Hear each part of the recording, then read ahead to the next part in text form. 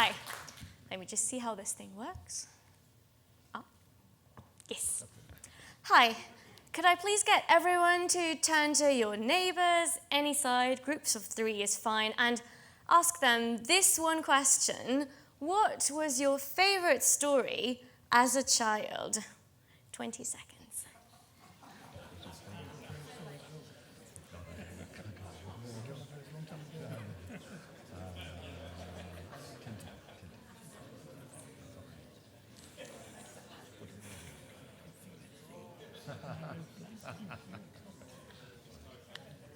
Great, I'll leave that with you. My name is Elizabeth. I like stories. I like music. I have a bachelor's and a master's degree in opera singing from here. My favorite thing about the Guildhall School is that I made friends with so many incredibly talented artists.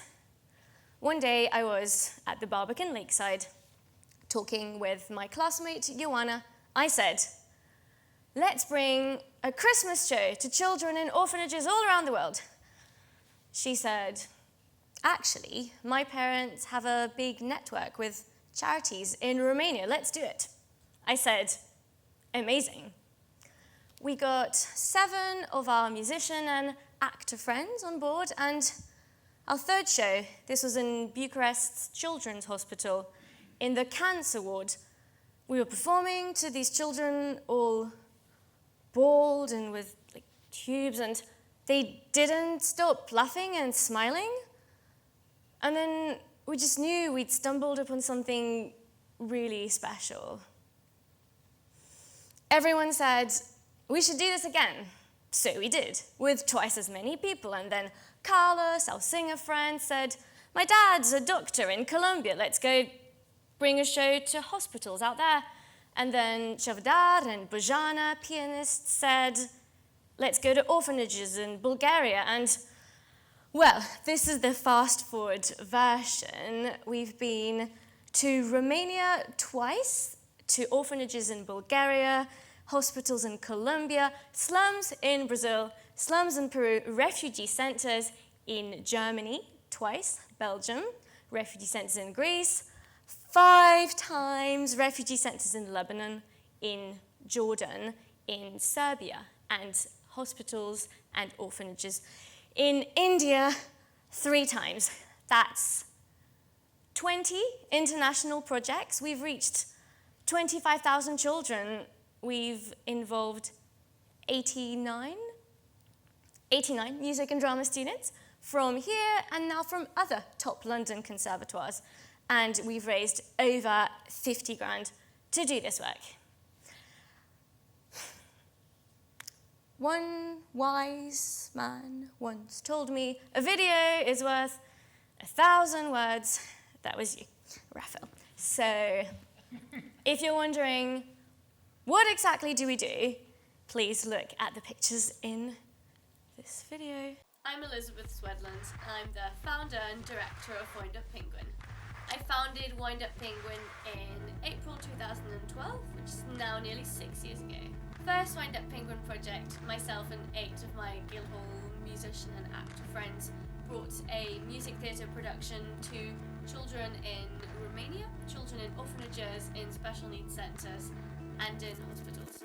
In the 5 years since the first project, we've brought 15 ensembles of musicians and actors to various locations all around the world to perform in orphanages, in slums, in refugee centres, mainly in countries of high child poverty.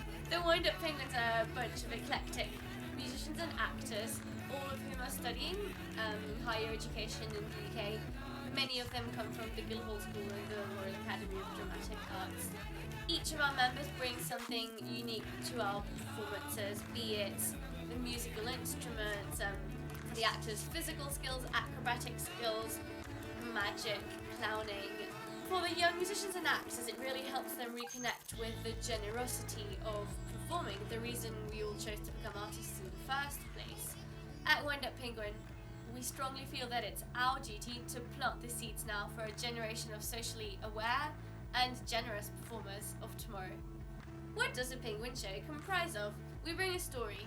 We use physical theatre and musical instruments to convey meaning and the magic. After the story, we get everyone standing up, and in a very enthusiastic workshop, we get the kids to recreate moments of the story through music, through drama, so that they can see they can be part of the theatre, they can be part of the story as well. And for them to be as creative as possible. We've performed in orphanages in Eastern Europe and India. We've performed to refugee children all around Europe and in the Middle East. We've performed in South America, in the slums and in hospitals, and we've performed in special needs centres in all of the countries I've mentioned.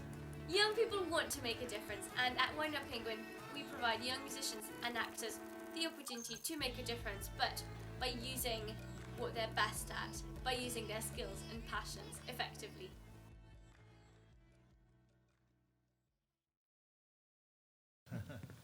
At this point, a few people, very few, obviously none of you, skeptical people say, ah, yes, bringing music to starving children, very useful. Well, actually, yes. Music and theatre work, stories, are crucial in children's development. Scientific studies have shown that interventions like ours, with music and theatre, drastically improve the mental health of children in vulnerable or traumatized circumstances. Children focus more at school. Some children stop bedwetting. Some children are less triggered by loud noises or emotional stimuli memories. And it's the stories. Stories inspire hope. Stories are so powerful in children's imaginations. I think a lot of us remembered that. Reese runs an NGO in Serbia. They teach English to refugees out there. We collaborated with them at Easter, and Reese raised a really interesting point. He said, in order for humanitarian work to be of a respectful standard, it has to be done by people who are highly qualified in their respective fields. For example, lots of people highly qualified work in legal aid, in food distribution, and we are the highly qualified people in the field of humanizing, of bringing hope to people through the performing arts. And many... I'm Elizabeth. Oh, no. Few. Many people wanted to join Wind Up Penguin. And I always tell myself that it's obviously because of my charisma, but I think it's more than that. It's because we noticed that we're actually filling a gap. We're the only organization around here which offers accessible opportunities to training musicians, training actors, for them to have a say in the humanitarian sector, specifically by using their performing skills. And people email me weekly saying, how can I be part of the team? And I want to respond to this demand, and in order to grow as much as we could, we need to start paying some staff, because we have been doing all of this work as volunteers alongside our studies and alongside entering the profession. When this happens, and it's a when, in 2 years we want to be able to lead 15 international projects in vulnerable communities all around the world, reaching 25,000 children per year. We can do it. I do not want to offset the cost of this on our young performers, so we're a registered charity, and everyone who takes part in the project's fundraisers. And I don't want to add extra costs to performers, because that would alienate a lot of good people. So it's a bit of a chicken and egg situation, but we need initial investment, a modest sum. And this is where, for example, Amati could come into the picture. You could be the key to sustaining our organization, the key to unlocking our growth, and to making sure there's a Wind Up Penguin momentum as strong as ours now for years to come. In order for this to happen, so £4,000, half of this goes to making our website and branding as amazing as possible, because that's really important for charities today. And the other half, development work. We get professional help to find sponsors for our 3 next projects after this summer. Once that's happened, those projects cost less. People who take part can pay £200 per person. This goes to hire a development officer. The development officer tasks creating sustainable income in the UK, for example, through launching workshops in schools and nurseries, because we have so much manpower on our team of artistic people. Development officer also looks for sponsorship, financial sponsorship. We're working on a donor tier with names of penguins. We will have King Penguin, sponsor this much, Royal Penguin, Emperor Penguin, sponsor £5,000, and we need 1 Emperor Penguin for each project to work. In this model, we then employ a producer, me. We have cultivated success. We've been successfully running projects for 7 years, successfully fundraising for these projects, and we believe that we can be successful in this next step as well. I was talking to my friend Caleb Roberts. He's an actor. He was on the West End recently with Ian McKellen, and he said that the performances we did together in slums in Brazil were the highlights of his life so far, and I'm humbled and also proud that him and other people and myself believe that Wind Up Penguin is the most exciting thing ever. Every day I'm learning more about what it means to be an entrepreneur. But what I know for sure is that this faith, this grit, this momentum is exactly what leads to the path to success. Thanks very much.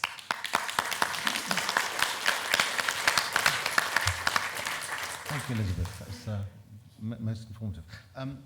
Do you have any partnerships lined up in terms of people you're working to fix these dates and fundraise at all? Abroad or in the UK? Abroad. Or any organisations that have their tentacles abroad? We're actually starting to build quite a few partnerships. A lot of our partnerships are in kind, but that helps a lot. Like, we go to places and they say, stay for free and we will feed you and all that. So that's very good. And then recently we did some work with Save the Children. I'm guessing you mean big organisations like that? I think one that springs to mind, Children at War, is an interesting sort of charity which there might be a good sort of cross-fertilisation with what you're doing. But that's a good idea. We have partnerships with people like those people on the local basis. Like, we might have done a show for them in a refugee camp they fund. So yes, on the small level, and good idea to look on the bigger level. Sure. Colleagues, Michael. Hi. Thank you for that presentation, very, very interesting. You talk about a development officer being key to your plans. Have you actually got one lined up? Do you know who's going to be? Not yet. Actually, we have a friend who was keen to do this, so maybe, but she's working for another friend who you've just met. No, all I know is that I've seen a lot of people who do this work. Like, I have a friend who's a freelance fundraiser. In some Facebook groups, you see, who needs a fundraiser? And then you see 20 people answer. But I would like it to be someone who's done this work already, as opposed to employing someone from my team, because basically those are the skills we need to add to our team. We're good at making things happen, and then we need someone who's got an eye for development. because you also talk about your, sorry, I forget the name of but your fellowships, your graduates. Ah, yes. Spending 20% of their time on fundraising. For my part, I'm a dreadful fundraiser. I absolutely hate it. And it's not always very easy to take somebody who's skilled in one area and get them to be skilled fundraisers. Okay. Just leave that thought with you. Yeah, thank you. Then scrap that part. I was thinking more like menial tasks, like send these emails. But yeah, the graduate fellowship is all the ideas, and we need to put them all together. So the development officer is really key on the fundraising. Yes, 100%. I wanted to ask about, I mean, I can see that a one-off show it would be good for the children to see, but I wonder if whether it might not be more useful to train people locally to be able to deliver that kind of thing for children in order, to have those benefits to mental health. It's not, just a one-off show from some people who've come from overseas. Because in a way it might be more culturally appropriate as well to have local people delivering some kind of show rather than people who've come from London. I completely agree, and I think that work is crucial, and our work adds to that work as well. So last year we were learning about, there's a triangle, like a pastel triangle of like the needs in life, like basic needs, like sleep, and then medicine, and then entertainment is at the very top. And here in London, we realize that we need everything. We go to the theatre all the time, and I think what we're trying to remediate, is that a word? Remedy. That one, is that in the humanitarian sector, people will kind of like scrap off the top of the triangle and only focus on basic needs. So proudly, when people go and watch The Lion King, for example, they're like, this is great, and they feel inspired, and that's what we want to bring. That being said, one of the project is once we're able to sustain all of this, we would like to also launch some longer projects where we actually, teach something to people. And why not? But I know people out there are doing that kind of stuff, and that's their place, and our place is maybe introducing people to another culture through music. So I 100% respect that work. Can I just, I guess, pick up 2 points? One thing I'm struggling with is what are you really, is your main purpose to bring the music and to the children, or is it for the young musicians to encourage them and to give them skills? Because I think if you answer that question, I'm not suggesting you necessarily do now, but if you answer that question, it might determine which way you go. Because I work with another organisation, and what they do is they had the idea and they developed the product, which could be one of your, going out with your shows. Yes. And then they work with the partner organisations around the world. So it's quite a different model, and it would help you scale up. If you decided we've got to get to not 25,000 children, we actually want to get to, a lot more children. So I think for me, one of the challenges is which is your focus? In my heart, it's 100% both, but I think I think branding and marketing purposes. It's not so much for branding and marketing. I think it's for actually where your business is going to go. You will need to come up with decide, because I think you take it in different directions. Of course. That's probably not. Can I ask one other thing?